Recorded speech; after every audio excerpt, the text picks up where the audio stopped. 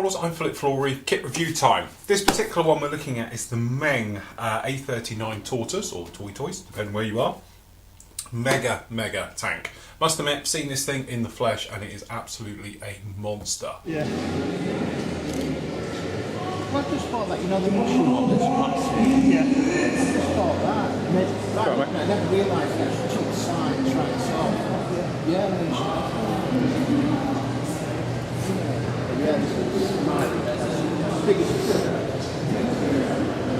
So as you can see, it is absolutely huge. Trust me, putting your hand down there just to try and get a scale effect for it, it is a huge piece of kit.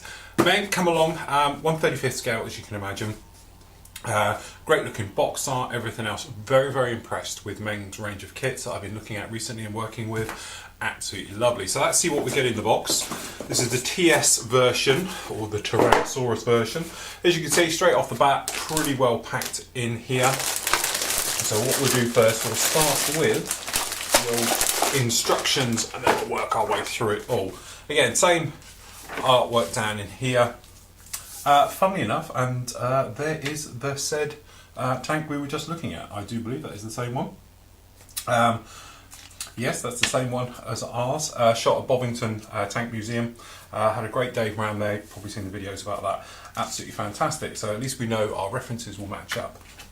So a little bit of history about the actual tank itself, which is quite interesting. Usual thing, we've got colour callouts for model air and model colour. Again, a little bit different way of doing it. Putting together the main wheels and everything else to the lower hull, as you can imagine. A little bit detailed as we get with armour. And putting those all in, it looks like we've got the grommet system going in to push them all in.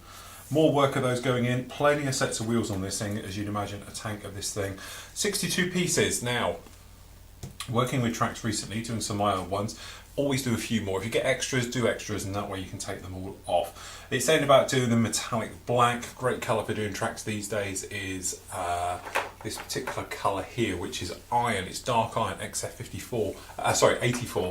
It's a great colour because then you can dry brush it to get that nice metal effect and sort of cut off areas and sort of worn with also that sort of rusty deep colour behind it. Okay, then we're going on with the frontal slant on there and then into the upper hull. The upper hull itself, there's no real detail into this whatsoever, but as imagine you don't see much through there. And then the actual barrel fitting going through, the main hatches, talking about the inside colour as well if you're going to have it open. Said not much detail in there, if any, so you're probably going to have them shut anyway. Turret goes on, putting it all together. Again, it'd be interesting when you're putting armour together. These skirts you tend to leave off so you can paint on the inside and things like that. Some of the little parts going on to the rear of it, as we can see just down here. The exhaust system, okay, and everything going onto the back. As you can see, it all placed in here. Pretty straightforward. To be honest, you can see it's quite, there isn't many parts per section as we go through this. It's quite a simple kit to go together. It's just it's going to be very large. Okay, attachments, the compartment going on there. We've got the gun brace at the front, as you can see. Towing cables, ways of doing those, and then to be putting those through. The old smoke or grenade launchers going on there. Again, just a few parts per actual section, which is quite a nice touch. All too often it can be a little bit complicated and pulled a lot in there. Certainly we're working on a Hobby Boss kit recently, very much like that. Okay, then we've got obviously our parts call out on the trees, and then we've got the actual colouring of it itself, which as we know is basically just going to be dark green, and that is about it. So let's have a see what we get in the kit. This gives you an idea of the scale of this thing. It is pretty big. So if we just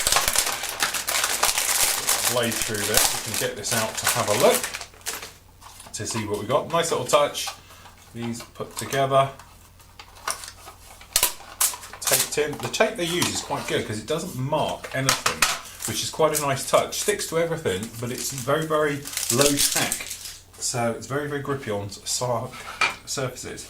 So as you can see down here, a great texture onto this. Okay, as you can see, so we've got nice smooth as we've got for the rear panels. As you can see down here, lovely and smooth, no problem with those at all. But then we've got great texture around the front here of actually how it is, which is a great little touch. And that texture will come through with weathering and dry brushing and everything else for doing this type of armour. But you get a general size of what this thing is. It's a huge turret system that sits on the top of this. The lower hull, to be honest, very, very basic, very, very crude, because obviously we're going to be adding all of this on, so there's nothing going really on around here. We've got a small, to be honest, how well the camera will pick it up, maybe the side camera will get it a little bit better. We just bring this one in just a tad. The side one, you might be able to see we've got a seam line running through this one. Okay, so probably catch it just there. Need to take care of that, sound that out, but apart from that, very nicely done in there. We've got a Meng date 2012, which is about right. So, okay, sprue one up. All done in this light green colour. A bit better. Okay. So here we go, sprue one. So we've got, obviously, there isn't many parts of this. They're laid out quite nicely, quite spaced apart, which is quite a nice touch. So we've got the exhaust set down in there, which is quite nice because it's got a weld mark running through the middle of it, which is a nice touch. Beautifully done. How well the close-up will get on these, but you can probably see these bolts on the top. Very nicely moulded into the plastic here, and this top turret system. And generally, just looking at these parts, it doesn't seem to be as crisp perhaps as you would think. Okay, it's quite softly done. The plastic, it's all quite flexible and everything else like that, but it all seems to work. So he said it's a very nice contrast the way that they go through and do this bolt system around the top, and then obviously you've got the texture of this cast iron system on the bottom, and it all seems to go together very, very well. So no problem with that again. All which is quite nice. You might see these white marks in here. It's ejector pins. Will have come off, they've cleaned them up, so it's not like you've got to go around and do them yourself, which are in all of these. Very nice. So we've got a bit of string floating around in here, so we're open at the other end so we don't cut through it. This will be our tow cable. Not exactly a fan of it, it's okay, but as you say, string is a bit of string really. So again, down here we've got pretty much situation, we've got these side skirts with this sort of riveting, and then the hinges down onto the turret areas. We've got a little bit of seam work down there, nothing too. Very nicely finely moulded in. You can probably see them here. These lines running down, these are the ones that go down the front of that turret. Okay, but you can see it generally, it's not bad at all. It all tends to, it's all there. It's quite nicely detailed. Nothing that you would be able to complain about or anything else. And let's say with armour, you can hide a myriad of different problems. So we've got down here, this is going to get the busy bits, which is obviously all the wheels and everything else that goes with it. So we've got a mirror pair here, alright. So we've got fret B or string B, as you can see. So we've got obviously the idler wheel at the back and the drive wheel at the front. Gives you an idea of the size of the track's going to be going on here.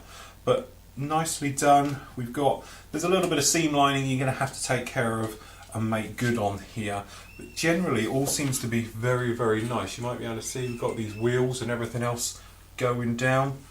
No problem with those whatsoever. These pins very nicely moulded all the way through these, no problems. And let's say these tracks, these links up here, which obviously are going to be your spares to the hull, very nicely done.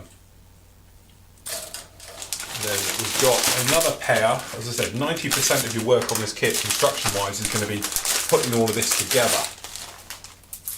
So another mirror pair. This is going to be your fret A just here, so you can imagine it's Wheel City. I know it's not the best thing to do green on green with a map, but there we go. So as you can probably see, we've got these wheels running just along like this. Okay, and then obviously we've got various other parts which are all going to be for your gear, these giant pins running through, and obviously these plates which are going to be holding it all together. Very nicely done. The wheels themselves have not got any seams around them, so you don't have to worry about that. So as we were saying, that quick little technique, putting a mask over the top and spraying through, won't take long at all with these. Very nicely done. And then we have this guy. So this is the actual tracks. So we'll just whip these out. So you've got to put all these together. So you've got 3 sprues of these, and then we're going to be looking like this. But as you can see, they are very nicely detailed, and just lots of them. So it'd be nice fun putting those together. To be honest, slightly bigger than what I've been working on recently, so it would make a very nice change. The only thing I haven't seen, and I haven't got, unless I've missed it, is any decals to this. So I'm assuming it is No decals on this, so you don't actually get decals. No decals at all. So all you get down here is you paint yourself red. There's no markings on this whatsoever. A little bit different, but as I said, for something a little bit different, you know, and as you say, if you see this up personal, it is absolutely a monster tank and everything else. So something a little bit different. This is the A39 Tortoise in 1/35 scale by Meng.